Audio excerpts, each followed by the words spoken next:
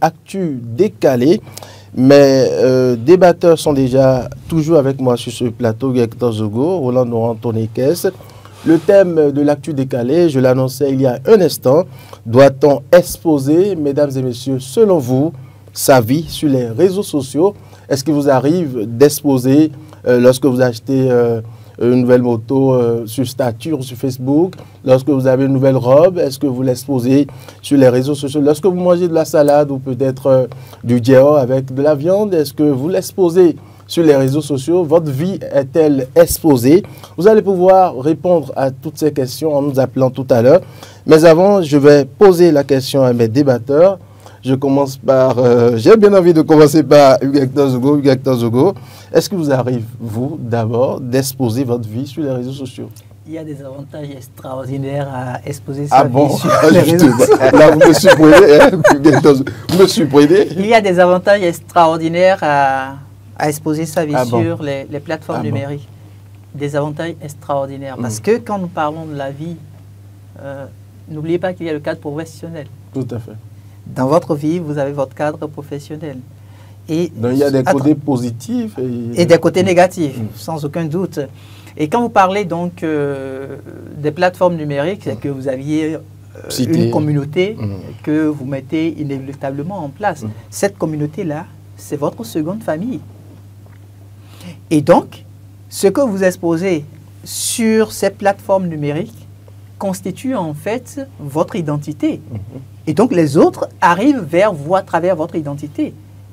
En parcourant un peu tout ce que vous mettez sur votre page Facebook, par exemple, Twitter ou je ne sais quelle autre plateforme vous auriez souhaité. Pour moi, par exemple, qui poste quelques extraits de mes émissions, de mes présentations sur TikTok, je pense que le problème ne se pose pas. Ça ne pose aucun problème parce que vous partagez avec votre communauté ce que vous avez de privé. C'est ce que vous trouvez... c'est une partie de votre identité, c'est une partie de votre histoire que vous partagez avec le reste du monde. Donc demain, quand on va checker votre page, on se rendra compte qu'en réalité, vous avez des compétences dans tel ou tel secteur. Vous n'aurez même plus à pouvoir justifier par autre procédé qu'effectivement, vous avez ces compétences-là. Et au même moment, ça vous donne cette capacité d'expression de soi. Vous vous affirmez, vous démontrez que effectivement, oui, vous avez ces compétences et que vous le faites avec une certaine fierté.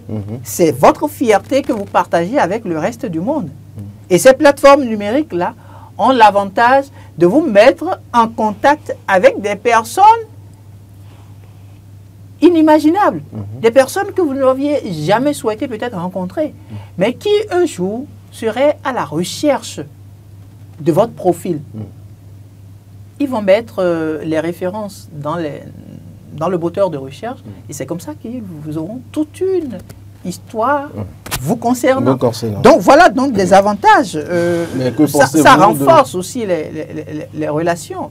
Ça renforce les relations avec les autres parce que si vous avez par exemple des valeurs que vous partagez et que vous exprimez à travers votre page, ceux-là qui se retrouvent à partager les mêmes valeurs vont s'identifier à vous. Mais attention, il y a aussi le revers. Alors, quel est ce revers? Par exemple, pour l'autre côté qui, par exemple, expose sa vie de façon négative, je donne un cas, par exemple, pour des jeunes qui démontrent combien de fois, c'est les week-ends, on doit faire des statures, prouver qu'on est dans telle ou telle boîte de nuit, telle ou telle buvette. Qu'est-ce que vous en pensez? Ça ne me pose aucun problème. Chacun sait ce qu'il partage et ce qui reste pour lui une vie intime. Je ne parle pas d'une vie privée. Ce qui reste une vie intime pour lui. Chacun le sait. Chacun sait ses centres d'intérêt sur les plateformes numériques. Mais là où je parle du revers, et le revers le plus expressif que je trouve quand vous partagez votre vie sur les plateformes numériques, c'est la santé mentale. Si vous n'avez pas une santé mentale assez forte, n'allez pas sur les plateformes numériques. Il y en a même qui... Parce que, tout à l'heure, j'ai parlé d'une seconde famille. Le fait de partager des informations sur votre plateforme, ça vous permet de vous retrouver peut-être avec 10 000, 20 000, 30 000 personnes, voire le million. Au bout, avoir une communauté énorme. Vous avez une communauté assez importante. Tout le monde vous adule. Mais le jour où vous commettez une petite erreur, c'est de cette même façon. C'est de la même manière que les acteurs qui étaient là à vous aduler, à vous féliciter, à vous encourager. Les commentaires iront c'est de la même manière qu'ils vont se retrouver à vous médire. C'est de la même manière qu'ils vont se retrouver à décrier l'acte que vous avez posé. Et si vous n'avez pas une santé mentale assez forte en ce moment-là, qu'est-ce que vous faites? La dépression s'installe. Non seulement la dépression, mais vous risquez de vous retrouver dans un cas de suicide. Donc, faisons très attention avec les plateformes numériques. C'est vrai, il y a des avantages à partager sa vie privée sur les plateformes numériques, mais si vous n'avez pas une santé mentale assez forte, une santé mentale, oui. Il vaut mieux faire très très attention. Et puis, qu'on veuille ou non, ça vous limite votre vie privée. Il y a des informations, c'est pourquoi j'ai fait une petite nuance en parlant de vie privée et vie d'intimité. Vous aviez une vie privée, vous partagez des informations intimes qui ont rapport à votre quotidien, au quotidien de votre famille sur les plateformes numériques. Il y en a même qui exposent... Vous exposez peut-être... Humeur 0%, quand ils sont même souffrants, ils écrivent. Oui, c'est des choses qui... La communauté doit être au courant. Il y a peut-être vos enfants dont vous partagez les photos sur les plateformes numériques. Ce qui est extrêmement... Pour démontrer une certaine fierté. Mais à l'opposé, vous mettez la vie de ces enfants-là en danger. D'une manière ou d'une autre. D'une manière ou d'une autre. Demain, quand on aura besoin de vous atteindre et on ne parviendra pas à le faire, on tombe sur ces enfants dans un coin de rue parce qu'on a déjà identifié leurs photos. On sait que ce sont vos enfants. On peut les abattre. Ils sont innocents. Ils ont payé un prix qui, en réalité, est le vôtre. Donc, pour moi, on peut bel et bien utiliser les plateformes numériques pour nous donner de la visibilité, tout ce que nous voulons. Mais faisons très attention. Hugues-Hector Zougou qui est suffisamment présent sur Facebook. Je suis suffisamment. Oui, je suis présent sur Facebook et sur d'autres plateformes numériques. Mais attention, je ne partage pas mon intimité sur les plateformes numériques. D'accord. Roland Tonekes. Bon, je crois que la vie est un choix. On peut décider d'exposer sa vie privée, sa vie sur ses réussites et ses échecs sur la place publique, notamment les réseaux sociaux, si on sent le besoin de le faire. Ça dépend de la catégorie dans laquelle vous vous retrouvez. Vous n'allez pas quand même demander un pasteur comme vous interdire à un, je ne suis pas encore de pasteur. Ne pas publier je ne veux pas faire de séminaire, de je ne veux pas faire de l'usurpation de titre. Je ne suis pas pasteur. D'accord. Un serviteur de Dieu. Oui, je suis diacre, je ne suis pas encore pasteur. Donc, les pasteurs vont m'en vouloir. Je ne veux pas rentrer dans ce débat. D'accord, merci pour la précision. Oui, donc je ne suis pas dans les histoires d'usurpation de titre. Alors, ce que je veux dire, c'est que vous n'allez pas refuser à un influenceur d'exposer sa vie sur les réseaux sociaux. C'est ce qu'il fait pour attirer les gens qu'il va manipuler pour se faire de l'argent. Parce que quand vous regardez bien les influenceurs, la plupart du temps, même qu'ils aient réussi ou pas, ou bien qu'ils aient loué une voiture ou pas, ils vont exposer ça pour dire qu'ils ont acheté une voiture. Même s'ils sont passés par des chemins assez bizarres ou sombres pour avoir de l'argent, ils viendront dire aux jeunes qu'ils ont vendu... Ils ont bataillé dur. Oui, ils ont bataillé dur. Et certains vous diront... Certains viendront vous dire qu'ils sont traders. D'autres viendront vous dire qu'elles sont vendeuses de mèches naturelles. Encore que les mèches naturelles, en fait, combien portent ça au Bénin aujourd'hui? D'autres diront même qu'ils sont créateurs de contenu. De toute façon.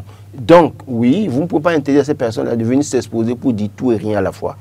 Sauf que quand vous regardez votre catégorie à un moment donné, vous devez pouvoir faire suffisamment attention pour savoir ce dont vous parlez et ce que vous faites. Moi Laurent, journaliste bizarrement, je dirais, je prends la parole. Je crois que nous avons un appel en bout du fil. Bonjour. Bonjour. Bonjour, merci de vous présenter. Et c'est Ayolo Lucien. Ayolo Lucien, bonjour. Oui, comment vous allez bien? Je salue tout le plateau. Nous vous saluons. Le plateau vous salue. Vous nous appelez d'où ce matin, Ayolo Lucien? Et je vous appelle de Zécamet-Domain. D'accord, nous vous écoutons. Et je ne sais pas qui celui qui a pris la parole au début de l'émission, son nom m'échappe, mais je voudrais demander s'il est né au Bénin et il a vécu beaucoup de pays l'Afrique, la grande partie de son temps au Bénin. Et puisque nous avons notre côté avec ces réalités. Et on dit souvent que celui qui va durer, l'enfant qui va durer longtemps, c'était ne s'expose pas. Et au vrai et nous avons, selon notre culture, nous avons l'habitude de vivre dans la discrétion totale. Si même vous demandez à quelqu'un qui a des enfants, aujourd'hui combien d'enfants il a, il n'ose pas à le dire, il dit des fois 1,5. On dit 1,5, si c'est 3, on dit 2,5. On ne pose pas les enfants. Vous voyez, et je voudrais vous donner l'exemple d'un citoyen béninois qui, entre-temps, même au moment où il prenait, même un repas quelque part, il envoie la vidéo sur les réseaux sociaux. Et quand il a eu un petit souci avec la justice, vous savez quelle interprétation les gens ont fait de cette vidéo qu'ils balançaient sur les réseaux sociaux. C'est pour vous dire que au Bénin, avec notre culture, on ne s'expose pas. On n'envoie pas sa vie privée sur les réseaux sociaux. Les gens le font ailleurs, à l'Occident. Mais au Bénin, ce n'est pas ça. C'est ça. Merci, je vous remercie. Allez, merci beaucoup à vous. Je crois qu'on va nuancer par rapport à l'intervention de M. Ayono Lucien. C'est vrai qu'on va décrire le fait que les gens s'exposent inutilement parfois sur les réseaux sociaux. Mais quand nous regardons dans notre culture, il y a ce qu'on appelle le agbadjoumon. Et le agbadjoumon, c'est une autre forme de s'exposer. On s'expose, on se connaît bien celles dont on parle, qu'on parle du agbadjoumon. On veut montrer que on est à la page, c'est moi. Donc, du coup, oui, nous avons cette quand même habitude dans notre culture où les gens s'exposent pour montrer que c'est eux qui sont à la page. Donc, je crois que ce n'est pas nouveau. Sauf que quand vous le faites, vous savez que vous vous exposez à tous les risques possibles. Parce qu'après, quand vous avez un problème, vous savez, quelqu'un qui vient s'exposer sur les réseaux, vous dit, mais écoutez, je travaille, j'ai un bon salaire, il a une moto achetée, une voiture achetée, après il commence pas, il a un problème, il commence pas, des voyages parfois. Oui, et quand il commence pas à demander de l'aide, de quoi il parle? Donc vous n'avez pas l'aide. Parfois, il faut vivre caché. Permettez, nous avons un appel en bout du fil. Bonjour. Oui, bonjour monsieur. Bonjour, à qui avons l'honneur? Bon, Nathanaël, depuis Agomé. Bonjour Nathanaël, vous nous appelez d'où ce matin? Agomé. D'accord, Agomé, nous vous écoutons. Là, ce matin, je vous saluer, vous souhaiter bonne suite d'émission. Allez, merci beaucoup à vous, très bonne journée à vous. Oui, donc, je crois que oui, c'est risqué parfois quand on s'expose comme ça parce que les oiseaux se cachent. C'est un homme qui me l'a dit en 2000 et je n'ai jamais oublié ça. Les oiseaux se cachent pour mourir, pour vivre heureux, il faut vivre caché. Parfois, il faut le faire. Et puis, quand vous avez aussi, vous êtes d'une catégorie donnée, il faut faire attention. Vous imaginez Hugues Zogo, comme moi, Laurent Tolinquet aujourd'hui, nous montrer en vidéo, en train de s'exposer, nous exhiber aussi, alors que nous avons l'habitude de prendre la parole sur un plateau de télévision avec un air assez sérieux. Même si j'ai un côté assez comique dans ma vie ordinaire que les gens me connaissent, parfois sur ce plateau, beaucoup qui me suivent ne connaissent pas ce côté-là pour moi. Et le jour où tu commences à automatiquement, les gens ne te prennent plus au sérieux, automatiquement. Dès lors qu'on te voit sur le plateau, tu fais rire, tu t'amuses un peu, et tu viens le lundi matin pour commencer par parler sur ce comédien-là. Donc, du coup, il y a certaines choses. Donc, vous tenez compte de votre catégorie pour savoir vous exposer. Nous avons un appelant en bout du fil. Bonjour. Allô, bonjour le plateau. Bonjour. À qui avons l'honneur? Pierre Vitou depuis Vacances. Monsieur Vitou, bonjour. Vitou. Monsieur Vitou, oui, bonjour. Voilà, merci beaucoup. J'espère que vous portez bien ce matin. Ah oui, à merveille. Je vois que le plateau est rayonnant aussi. D'accord, nous écoutons. Bon, c'est vrai que les réseaux sociaux, ça s'impose à nous désormais. Mais nous devons savoir que les réseaux sociaux ont de la mémoire et peuvent garder votre image pendant 99 ans au moins. Oui. Parce que chaque fois, vous rappelle ce que vous avez posté en temps. Donc, comme l'a dit Laurent, ça dépend de la catégorie. Moi, par exemple, du tout, vous ne pouvez pas me voir en train de m'hésiter d'une manière ou d'une autre sur les réseaux sociaux. Ça ne me ressemble pas. Et là, mon cher, moi, vous voyez un peu. Donc, c'est ce qu'on appelle influenceur. Moi, personnellement, je suis contre ce thème-là. Je ne sais même pas comment c'est arrivé. Influenceur, il ne faut rien de bon pour moi. Mon enfant ne peut pas. Il y a des influenceurs, il y a des gens qui s'appellent influenceurs et vraiment ne sont pas des exemples. Vous savez pas de parle. ils sont dévergondés, ils font de n'importe quoi sur les réseaux. Pas tous, hein, M. Vitou. On va un peu modérer, M. Vitou, parce que c'est vrai qu'au Bénin, on ne connaît pas d'influenceurs à proprement parler. Dans d'autres pays, les influenceurs apportent un plus à leur pays, évidemment. Donc on ne va pas les mettre tous dans le même panier. Je suis d'accord avec vous, mais chez moi, ici, il y a des gens qui s'appellent, qui s'appellent influenceurs, mais qui n'influencent pas positivement nos enfants, nos filles, nos garçons. Et là, il faudrait que la loi, évidemment, la dernière fois, j'ai vu qu'il y en a qui ont été déposés en prison. Voilà, il faut que l'État ait ses yeux là-dedans, et que ça soit regardant dans ce qu'il faut. Sinon, ça là, avec nos enfants, vraiment, ça. Bon, de toute manière, pour moi, ce n'est pas bon de s'exposer sur les réseaux sociaux d'une manière ou d'une autre. Et ça dépend de la catégorie, donc comme l'a dit Laurent. Je peux vous dire, hein, il y a des pasteurs, pas béninois, mais ce qu'ils font sur les réseaux, les gens les insultent tous les jours, il faudrait continuer. Vous savez de quoi je parle, je ne vais pas appeler le nom de quelqu'un. Bon, les prêches, non. Écoutez, bon, c'est vrai que je suis d'accord avec vous que si on prend le cas de notre cher pasteur de la Côte d'Ivoire, Makosso, qui va dans tous les sens, oui, on a raison de décrier. Mais les prédications sur les réseaux sociaux, ce n'est pas encore un crime quand même. Vous avez compris.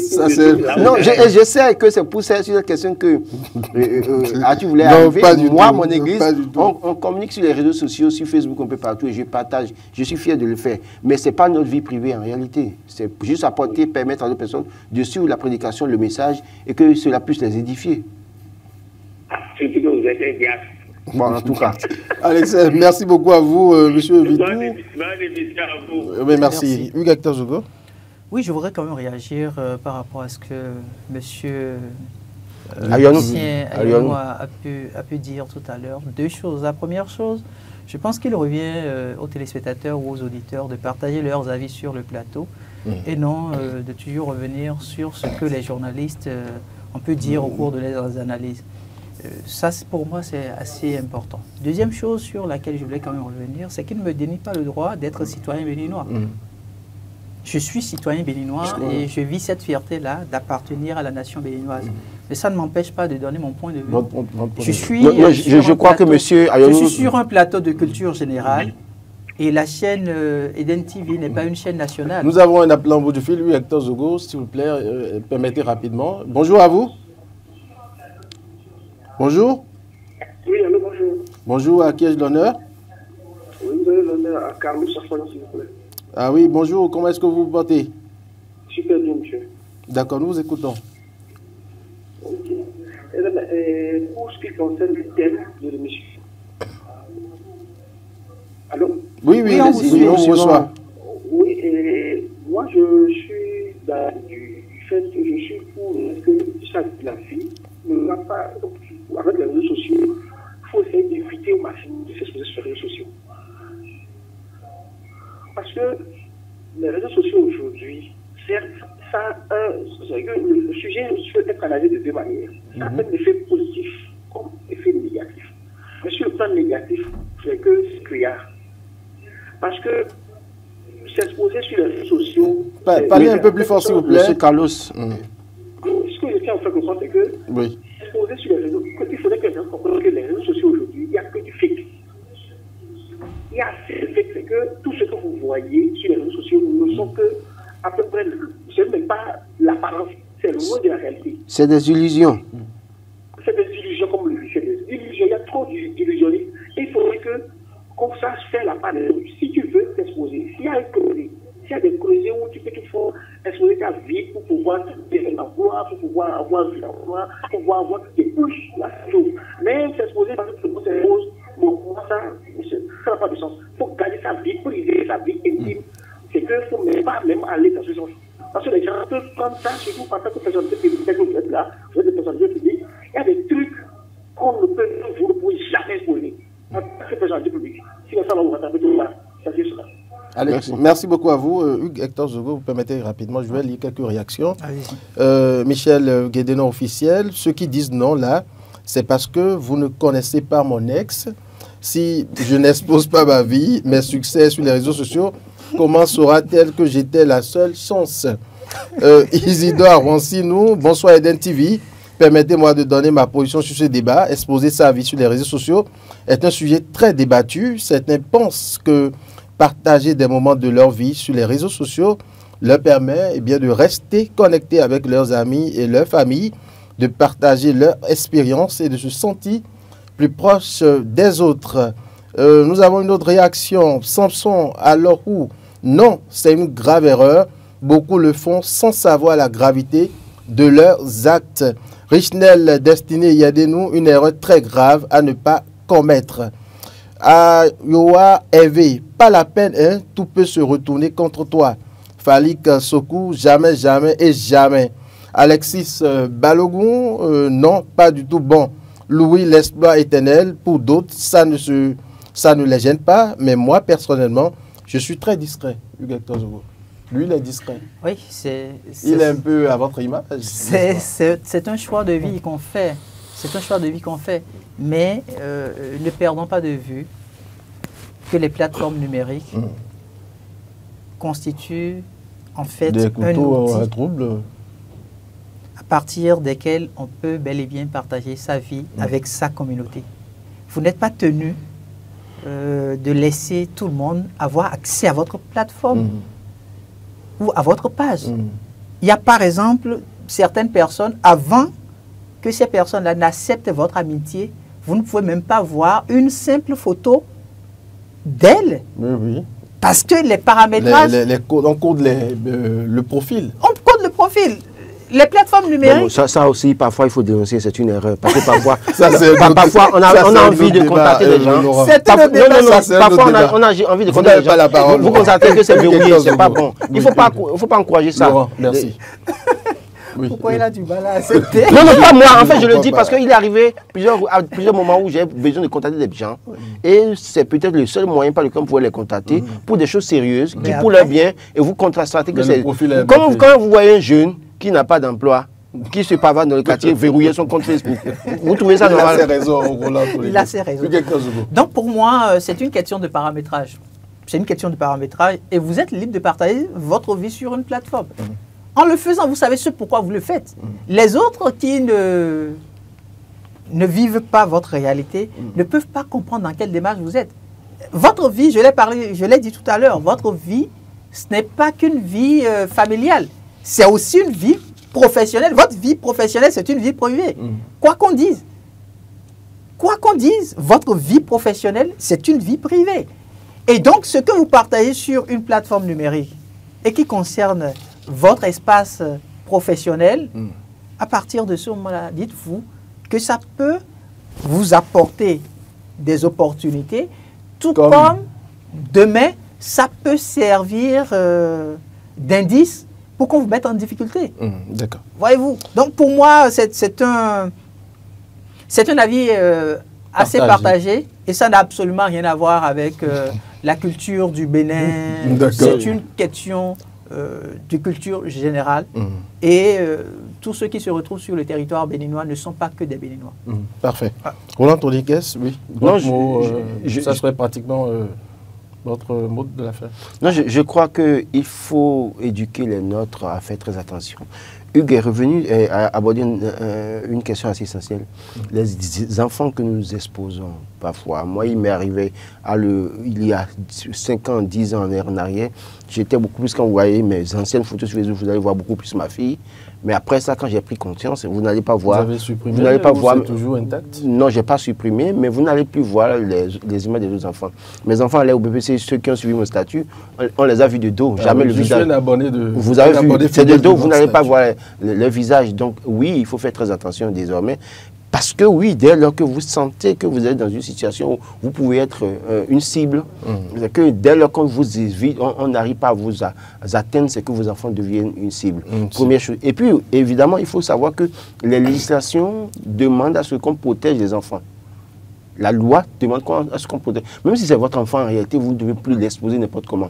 S'il n'y a pas de disposition corsée pour ça, il faut que désormais nos députés se penchent sur la question pour que les parents, puisque vous avez un enfant, c'est vrai, c'est votre enfant, mais il devient une propriété de l'État, de votre pays. Donc vous ne pouvez pas l'exposer n'importe comment et faire de lui ce que vous voulez. Il faut qu'on trouve les moyens de le faire. Autre chose que je voulais aborder, je pense qu'aujourd'hui également, il faut que les gens sachent que toutes les fois que vous faites une vidéo, vous exposez ça, vous publiez, après ça vous revient toujours 5 ans, 10 ans après. J'ai donné une communication au Togo à des femmes, un groupe qu'on appelle les femmes pacifiques du Togo, et je leur dis, dans la communication, je leur dis, prenez votre smartphone, faites des photos, et faites des photos, elles ont toutes fait les photos. À un moment donné, je leur dis de supprimer les photos, elles ont supprimé, je leur ai demandé, les photos sont où? Donc, je leur ai demandé, les photos sont où? Merci, elles ont dit qu'elles n'ont pas retrouvé les photos. Roland. Non, c'est pour vous dire que même les photos que nous faisons également aujourd'hui, pour envoyer, exposer, envoyer à notre copine ou nos copains en privé, ou même si c'est en vue unique, là, ça vous revient 10 ans après. Et vous, ça peut vous Hugues Zogo, juste 2 mots, oui. C'est possible? Votre recruteur, votre prochain recruteur se servira exclusivement de votre page Facebook ou des autres applications numériques pour juger si vous êtes le meilleur profil. Allez, parfait. Roland Tonekes, Hugues Zogo, merci à vous. Marcel Yado a assuré la réalisation de cette émission. Alain Alou était au son. Modeste Mondé, lui, c'est le community manager. Maté Tonissé, c'est le chef programme. Merci beaucoup à vous de nous avoir suivis. Très bonne suite des programmes chez des télévisions.